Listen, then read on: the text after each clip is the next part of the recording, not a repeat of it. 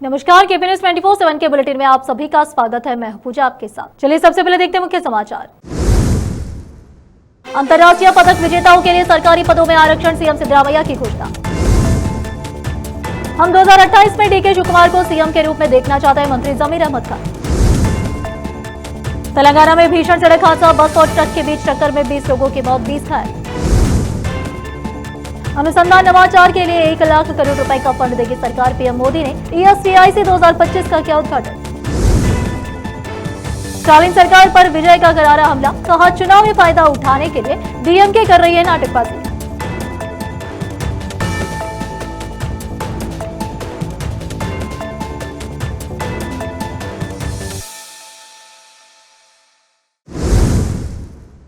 अब समाचार विस्तार से। जनवाड़ा पुलिस स्टेशन के अंतर्गत बाल के बिदर राष्ट्रीय राजमार्ग लालबाग के पास एक अज्ञात वाहन ने 50 वर्षीय महिला को टक्कर मार दी और कुचल दिया। महिला की मौके पर ही मौत हो गई। महिला का नाम और पता अज्ञात है। अगर किसी को महिला के बारे में कोई जानकारी मिलती है तो कृपया इस नंबर पर संपर्क करें 9480803450। फिर से 9480803450 पर कॉल करें। केपी न्यूज के कैमरामैन महेश टिग्गी का कवरेज। देश विदेश और स्थानीय समाचारों के लिए चैनल को लाइक, शेयर और सब्सक्राइब करना ना भूलें।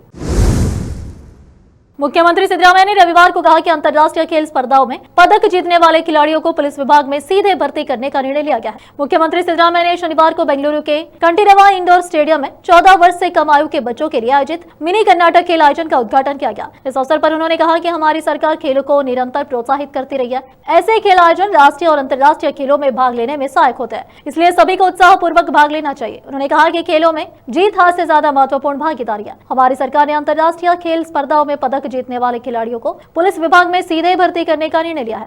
3% पद पर पुलिस विभाग में और 2% पद पर अन्य विभागों में दिए जाएंगे। नवंबर क्रांति की बात को खारिज करते हुए आवास एवं वक्फ मंत्री जमीर अहमद खान ने रविवार को कहा कि सिद्धरामैया पूरे कार्यकाल के लिए मुख्यमंत्री बने रहेंगे और 2028 में शिवकुमार को पदभार संभालने देंगे। शिवकुमार की मुख्यमंत्री बनने की इच्छा होना स्वाभाविक है। उनके समर्थक उन्हें मुख्यमंत्री के रूप में देखना चाहते हैं। हम भी यही चाहते हैं कि सिद्धरामैया के बाद शिवकुमार ही मुख्यमंत्री बने। फिलहाल सिद्धरामैया इस कार्यकाल के लिए मुख्यमंत्री बने रहेंगे, जमीर अहमद खान ने संवाददाताओं से कहा। मंत्रिमंडल फेरबदल की अटकलों पर मंत्री जमीर अहमद खान ने कहा, मंत्रिमंडल में फेरबदल हो सकता है। अगर आला कमान मुझे पद छोड़ने के लिए कहता है तो मैं उसका पालन करूंगा और पार्टी संगठन के लिए एक अनुशासित सिपाही की तरह काम करूंगा। तेलंगाना में रंगारेड्डी जिले के चेवल्ला थाना क्षेत्र के अंतर्गत खानपुर गेट के पास बड़ा हादसा हो गया। बता दें कि TGSRTC बस और ट्रक के बीच जोरदार टक्कर हो गई, जिसमें 20 लोगों की मौके पर ही मौत हो गई और 20 घायल हो गए। फिलहाल घायलों को अस्पताल में भर्ती कर दिया गया है। अब फिलहाल एक छोटा सा ब्रेक।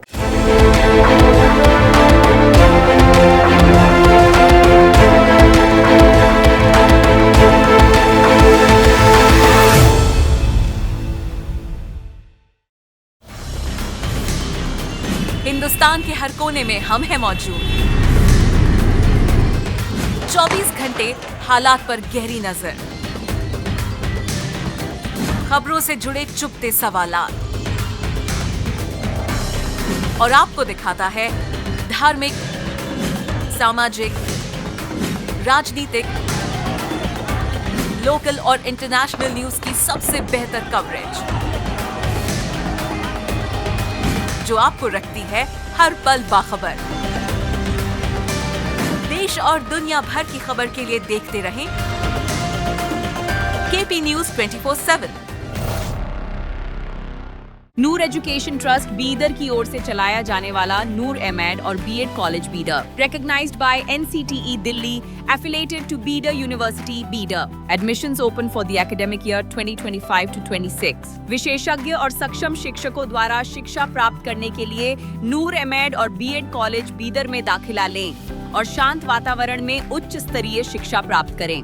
बीदर शहर में बेहतर शिक्षा का एकमात्र केंद्र नूर एमएड और BEd college Bidar. For more details contact Noor colony near horticulture centre, Halatgiri के Hyderabad road, Bidar 585403 Karnataka, India. Phone numbers 9945283920, 8050172745।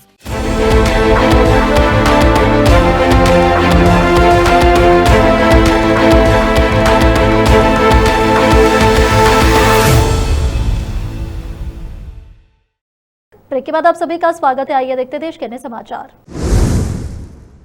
प्रधानमंत्री नरेंद्र मोदी ने सोमवार को नई दिल्ली स्थित भारत मंडपम में emerging science technology and innovation conclave ESTIC का उद्घाटन किया। यह 1 लाख करोड़ रुपए के फंड वाली योजना है, जिसका उद्देश्य देश में निजी क्षेत्र में अनुसंधान, रिसर्च और नवाचार इनोवेशन को बढ़ावा देने वाला माहौल तैयार करेगी। इस दौरान प्रधानमंत्री ने कहा कि 1 लाख करोड़ रुपए का फंड देश के वैज्ञानिकों की क्षमताओं को बेहतर करने के लिए इस्तेमाल किया जाएगा। प्रधानमंत्री मोदी ने अपने संबोधन में कहा कि आज का ये आयोजन विज्ञान से जुड़ा है, लेकिन मैं पहले क्रिकेट में भारत की शानदार जीत की बात करूंगा। पूरा भारत अपनी क्रिकेट टीम की सफलता से खुश है। ये भारत का पहले महिला विश्व कप है। इसके लिए मैं हमारी महिला क्रिकेट टीम को बहुत बधाई देता हूँ। हमें आप पर गर्व है। ये सफलता देश के करोड़ों नौजवानों को प्रेरित करेगी। इसके बाद पीएम मोदी ने इसरो द्वारा सबसे भारी उपग्रह सफलतापूर्वक लॉन्च करने की भी बधाई दी और कहा कि कल भारत ने विज्ञान और तकनीक की दुनिया में भी अपना परचम लहराया है। कल भारत के वैज्ञानिकों ने भारत की सबसे भारी संचार उपग्रह को सफलतापूर्वक लॉन्च किया है। मैं इस मिशन से जुड़े सभी वैज्ञानिकों को और इसरो को बहुत बहुत बधाई देता हूँ।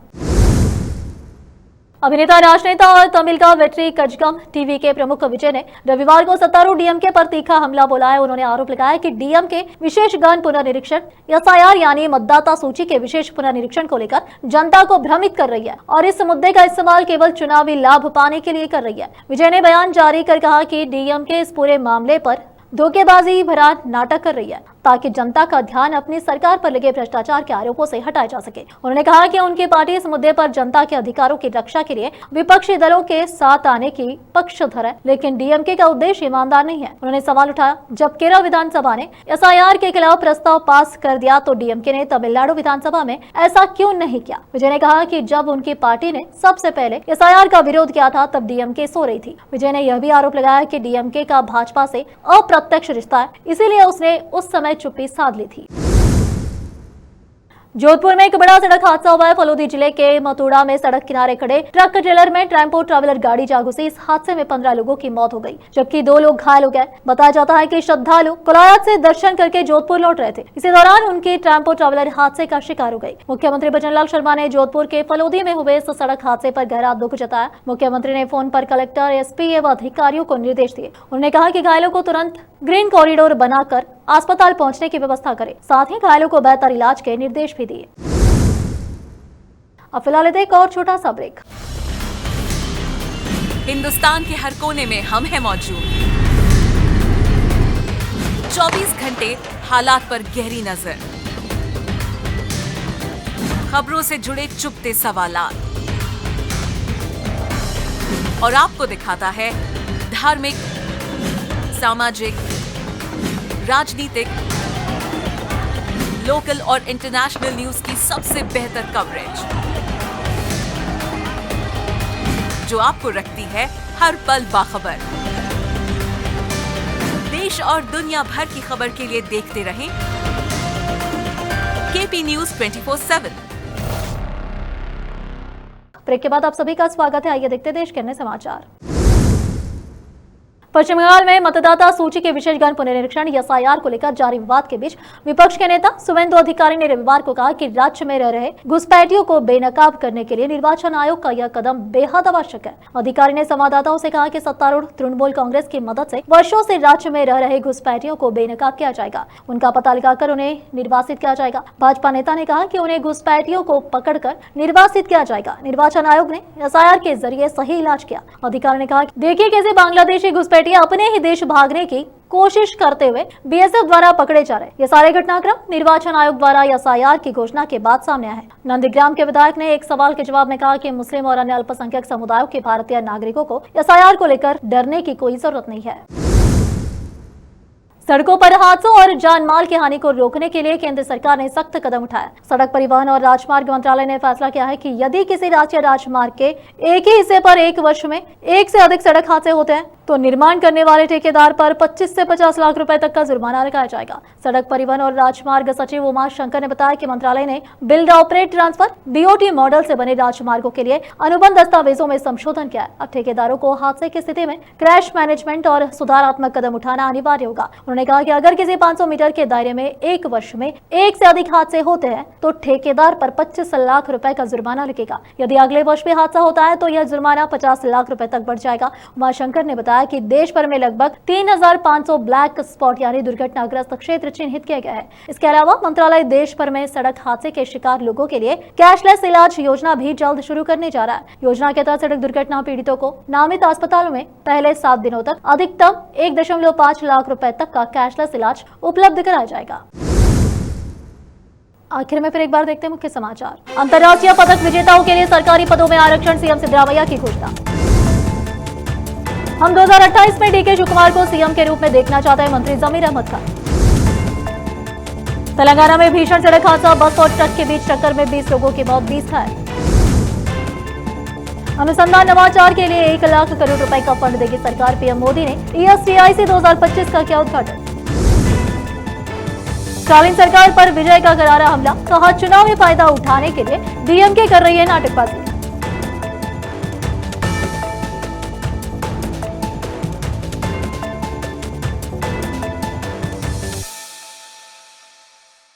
केपी न्यूज के इस बुलेटिन में इस वक्त के लिए इतना ही। देश विदेश और स्थानीय समाचारों के लिए देखते रहिए आपका अपना चैनल केपी न्यूज 24/7। अधिक जानकारी के लिए चैनल को लाइक, शेयर और सब्सक्राइब करना ना भूलें। धन्यवाद।